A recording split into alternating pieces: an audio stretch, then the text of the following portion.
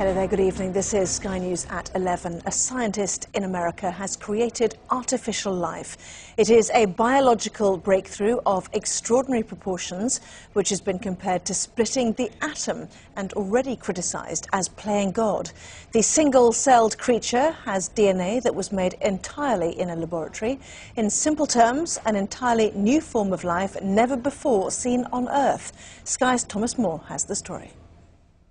It's life, but not as we know it. These are synthetic cells, bacteria that have been hijacked with man-made DNA to produce a new species that's never before existed in nature. Their American creator believes artificial life can be designed in the lab to produce biofuels to solve the energy crisis, clean up environmental disasters, even make new chemicals or food ingredients.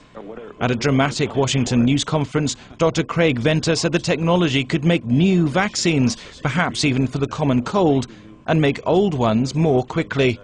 We have ongoing funding to try and use these new synthetic DNA tools to perhaps make the flu vaccine that you might get next year. Because instead of taking weeks to months to make these, Dan's team can now make these in less than 24 hours. To create life, the scientists took a bacterium and removed its genetic material. They then made short sequences of artificial DNA, which were bolted together into a long chain by yeast cells. The artificial genetic code was then injected back into the bacterium, where it rebooted as a whole new life form that grew and replicated as normal. But already some ethics experts have warned that the scientists are playing God and fear what would happen if the new species was released into the environment. And there could be sinister uses of the technology too.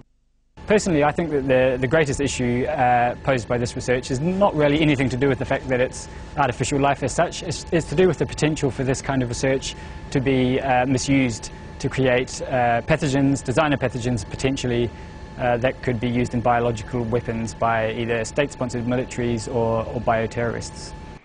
This is the dawn of a new age of synthetic biology. The race is now on to harness its scientific potential, but it also raises the question, if life can be designed on a computer and created on a laboratory bench, what's the difference between a living organism and a machine? Thomas Moore, Sky News.